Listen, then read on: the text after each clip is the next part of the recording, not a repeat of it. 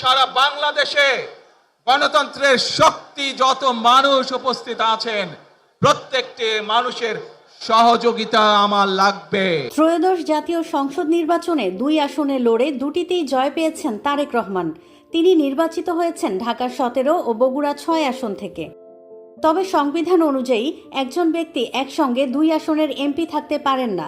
Gazette প্রকাশের 30 দিনের মধ্যে তাকে একটি আসন বেছে নিতে হবে, না হলে শপথ নেওয়াও সম্ভব হবে না।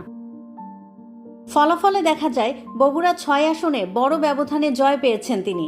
সব কেন্দ্র মিলিয়ে ভোট পেয়েছেন 2 লাখের বেশি। অন্যদিকে ঢাকার 17 আসনে জয় এসেছে খুব কম ব্যবধানে, প্রায় 5,000 ভোটে। এ কারণে রাজনৈতিক মহলে আলোচনা তিনি কোন আসন রাখবেন। আইন অনুযায়ী তিনি যে আসনটি ছেড়ে দেবেন সেখানে 90 দিনের মধ্যে উপনির্বাচন হবে।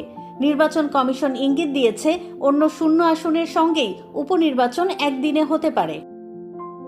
দলীয় সূত্র বলছে এখনো চূড়ান্ত সিদ্ধান্ত হয়নি, তবে সম্ভাবনা বেশি বগুড়া 6 ছেড়ে দিয়ে রাজধানীর আসন ঢাকা 17 রাখবেন তিনি। সেক্ষেত্রে জাতীয় রাজনীতির কেন্দ্র ঢাকাতেই সক্রিয় থাকবেন দলীয় প্রধান Tarique Rahman.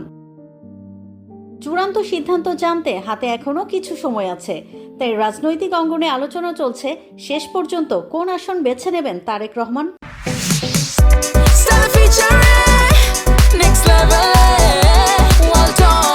Side by side, free.